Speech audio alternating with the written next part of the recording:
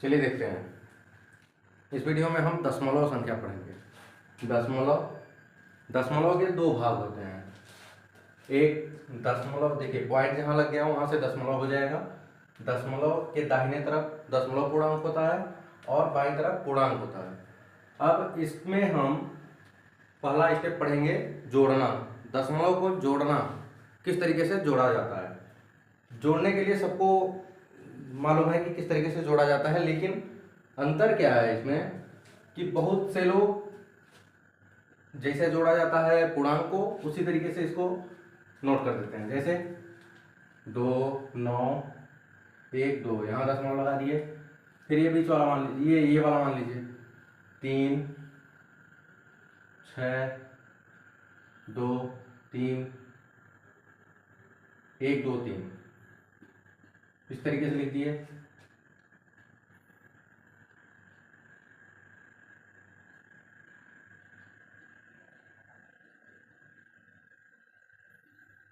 इस तरीके से करते हैं। फिर ये सोच नहीं पाते हैं कि यहाँ यहाँ क्या रहेगा, और ये दशमलव मान लीजिए लगाने हैं, तो यहाँ 3 पे लगा दिए, यहाँ 41 पे लगा दिए। ये दशमलव जो होता है वो अलग अलग हो जाता है। उसके बाद जब जोड़ा जाता है तो पता नहीं चलता है कि दशमलव को कहाँ लगाया जाए, क्योंकि यहाँ 2 अंक पे है, 1 2 3 अंक पे है, यहाँ 1 2 3 4 अंक पे है, तो इस तरीके से क्लियर नहीं हो पाता है। इसमें हम अच्छी तरीके से बताएंगे कि कहाँ दशमलव लगाया जाएगा, कहाँ नहीं लगाया जाएगा, किस तरीके से जोड़ा जाएगा और किस तरीके से। इसके बाद अगले वाले में जोड़ने के बाद हम क्या करेंगे, घटाने वाला पढ़ेंगे। पहले हम जोड़ने वाला देख लेते हैं कि किस तरीके से जोड़ा जाता है। सबसे पहले हम क्या करेंगे, जो पहला संख्या दिया है उसको लिख लेंगे।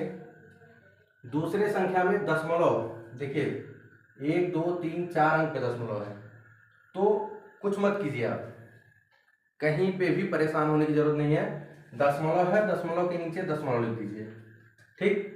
उसके बाद दशमलव के बाद वाली संख्या को यहाँ लिखेंगे बाद में, और दशमलव के पहले वाली संख्या को पहले लिख लेंगे।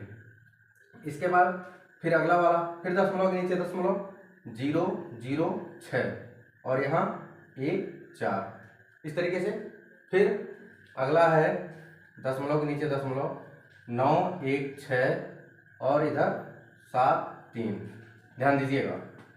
फिर अगला वाला और आ रहा है 23.33। एक चीज और ध्यान दीजिएगा, कभी भी दशमलव के बाद 916 नहीं पढ़ते हैं, एक एक डिजिट, एक एक अंक पढ़ते हैं। जैसे यहाँ 37 पूरा पढ़ेंगे, दशमलव 9 1 6 हुआ, इस तरीके से पढ़ा जाता है। तो वहाँ हो जाएगा दशमलव के नीचे दशमलव 3 3 और यहाँ 3 2। अब इसको इस तरीके से जोड़ना तो सबको आता है, लेकिन अब यहाँ देखिए 4 डिजिट है, यहाँ 3 है, तो यहाँ 0 लगा देंगे, यहाँ 0 लगा देंगे, यहाँ 0। जितने भी अंक कम है वहाँ क्या करेंगे, 0 लगा देंगे। यहाँ भी उसी तरीके से कर सकते हैं, अगर समझ में नहीं आ रहा है तो 0 लगा देंगे। अब जोड़ना है तो प्लस लगा देंगे। अब जैसे जोड़ा जाता है वैसे जोड़ दीजिए। 3 में 0 जोड़ेंगे, 3 6 6 12 12 2 14 14 2 16 के 6 हासिल, 1 1 1 2 1 3 3 6 1 7 हो जाएगा। फिर 9, यहाँ से 9 3 12 12 6 18 18 2 20 7 27 27 के 7 हो जाएगा, हासिल 2। अब इसके बाद में जहाँ दशमलव है दशमलव लगा दीजिए फिर लाके। फिर 7 3 10 1 11 11 और 2 13 13 3 16 16 और 2 हासिल है, 16 2 18 के 8 हासिल, 1 बचा। 7 4 3 7 7 2 9 और 1 10 हो जाएगा। ये हो जाएगा आंसर। इस तरीके से दशमलव को जोड़ते हैं हम। इसी तरीके से अगला सवाल देख लेते हैं। दूसरा 7 दशमलव, पहली संख्या को हम ऐसे नोट कर लेंगे। अगले में हमको जो करना है करेंगे, दशमलव है, दशमलव के नीचे दशमलव 6 2 और यहाँ 13, फिर दशमलव के नीचे दशमलव 2 0 6 2 और यहाँ 19, फिर दशमलव के नीचे दशमलव 9 3 2 8 2। ठीक, अब क्या करेंगे, इसको भी हम क्या करेंगे, जोड़ेंगे। तो यहाँ देखिए ये 4 डिजिट में है, ये 2 में है, ये 3 में है, ये भी 2 हो जाएगा। यहाँ 0, इसको हम हटा दे रहे हैं, थोड़ा सा इधर कर ले रहे हैं, ये 0 ये 0 ये 0 हो गया। अब देखिए सब बराबर हो गए। यहाँ 2 में 0 0 जोड़ेंगे, 2 हो जाएगा। फिर 6 2 8 8 हो जाएगा। 2 1 3 3 6 हो जाएगा। ठीक, 9 2 11 11 और 6 17, 3 20 6 26, 26 के 6 हासिल 2, दशमलव है लगा देंगे। अब 7 3 10, 10 9 19, 19 1 20 3 23 के 3 हासिल 2, 8 2 10, 10 2 12 के 2 हासिल 1 और 2 1 3। ये हो गया आंसर। इसी तरीके से जोड़ा जाता है। तीसरा क्वेश्चन देख लेते हैं। ये एक्सरसाइज हम एक करके बता सकते थे, लेकिन 2 3 4 इसलिए बताते हैं ताकि आपको एक में ना समझ में आए, दूसरे में समझ में आ जाए, तीसरे में समझ में आ जाए, क्लियर एकदम समझ में आना चाहिए। निचले स्तर से एकदम समझाने का प्रयास कर रहे हैं हम।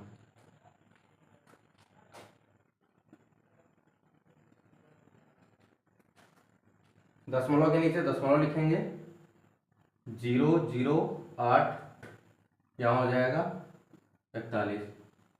दशमलव के नीचे दशमलव, 3 4 5, ये हो जाएगा 6 और यहाँ 14 है मात्र। अब देखिए 14 है, पूर्णांक में है 14, दशमलव नहीं है, तो दशमलव लगाएंगे, यहाँ 14 लिखेंगे, आगे कुछ नहीं है तो 0 0 0 बढ़ा देंगे और इसको जोड़ेंगे, यहाँ 0 हो जाएगा, यहाँ 0 हो जाएगा। जब पूर्णांक है तो पूर्णांक के नीचे पूर्णांक लिखेंगे, दशमलव नहीं है तो दशमलव लगा करके 0 0 बढ़ा देंगे। क्लियर। मान लीजिए यहाँ पूर्णांक भी नहीं होता और यहाँ दशमलव के बाद दशमलव पूर्णांक होता, तो यहाँ अगर नहीं कुछ है तो यहाँ 0 लगा देंगे। अब देखिए 8 4 12, 12 4 16 1 17, 17 के 7 हासिल 1, 4 2 6 1 7, 3 3 6, 6 4 10, 10 6 16 1 17 के 7 हासिल 1, 4 और 1 5, 5 1 6। ये हो जाएगा आपका आंसर। ये तीनों सॉल्व हो गए। समझ में आ गया। अब चौथा नंबर देख लेते हैं।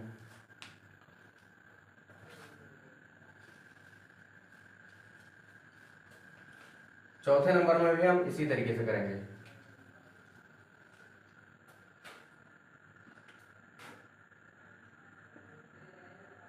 तेरह दशमलव 6 9 2, दशमलव के नीचे दशमलव 6 7, यहाँ 6 हो जाएगा। फिर दशमलव के नीचे दशमलव 6 7 8 और यहाँ 16 हो जाएगा।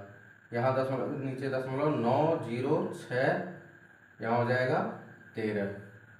जोड़ेंगे, यहाँ 0 लगा देंगे, यहाँ 0 लगा देंगे, सब बराबर हो गए। अब क्या करेंगे, 8 2 10 6, 16 के 6 हासिल 1 हो जाएगा।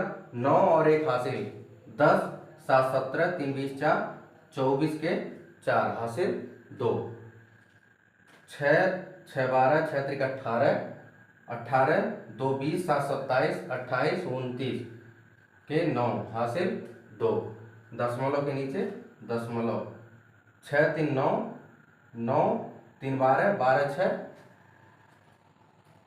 6 6 12, 6 3 18, सीधी बात, 6 3 9, 9 3 12, 12 6 18 और 2 हासिल बचा हुआ है।